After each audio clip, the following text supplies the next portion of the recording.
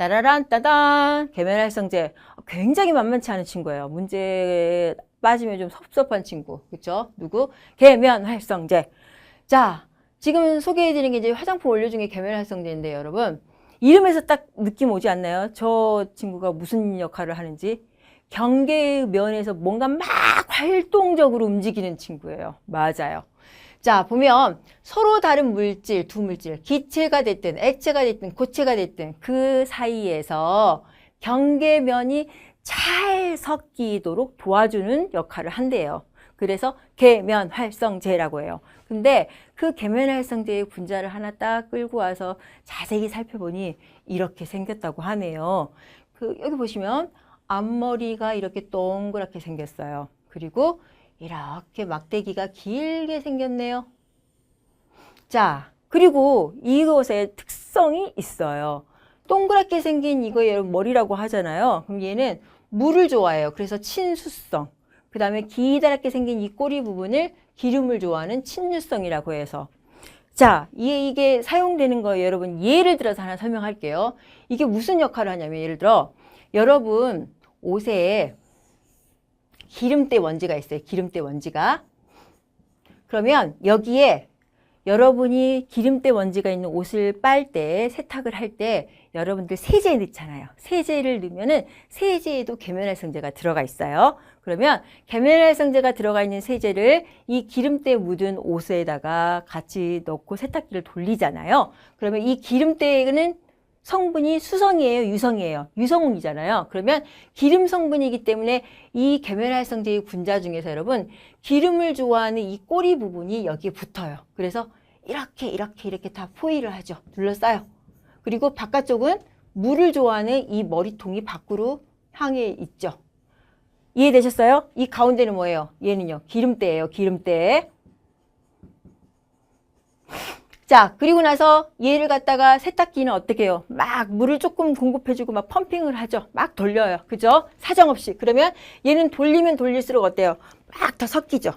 자, 그리고 나서 시간이 좀 지나고 나면은 세탁기 위에서 뭐가 쏟아져요? 물이 콸콸콸콸 쏟아져요. 그러면 물이 쏟아질 때요. 물을 좋아하는 누가요? 이 머리 달린 애들, 물이요. 위에서 떨어지는 물을 보고 뭐라고 해요? 와, 물이다! 라고 하면서 위로 치고 올라가요. 물을 향해서 다 가요. 그러면 얘네들이요. 전부 다 물을 향해서 뻗쳐나가면서 여기에 갖고 붙어 있었던 아이들이 전부 다 힘이 약해서 떨어져 나가버리는 거예요. 그러면서 순식간에 옷에 묻어있던 기름때들이 산산조각이 나면서 흩어지는 거예요.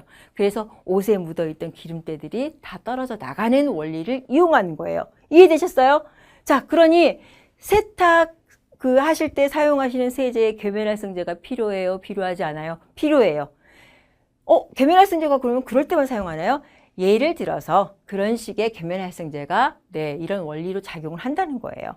그러면 화장품에는요, 당연히 작용을 해요. 그게 어떻게 사용되는지 이따가 말씀을 드릴게요. 자, 일단 여러분 계면활성제라고 하는 게 그런 거고요.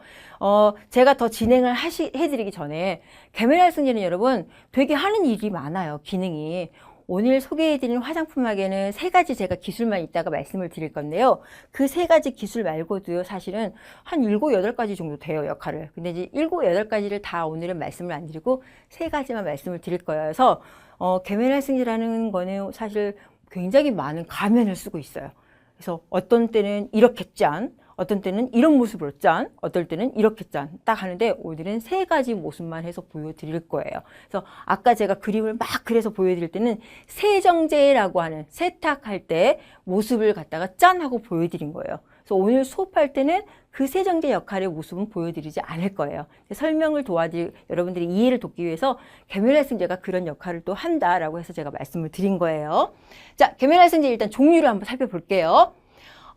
이거는 여러분 아까 전에 제가 이렇게 그렸잖아요. 그쵸? 그래서 여기 부분은 물을 좋아한다 그래서 뭐라 그랬어요? 친수성. 그쵸? 얘는 친유성. 그리고 여기에서 지금 계면활성제의 종류를 갖다 구분하는 이 부분은 여러분 이거를 기준으로 해서 앞부분을 따온 거예요.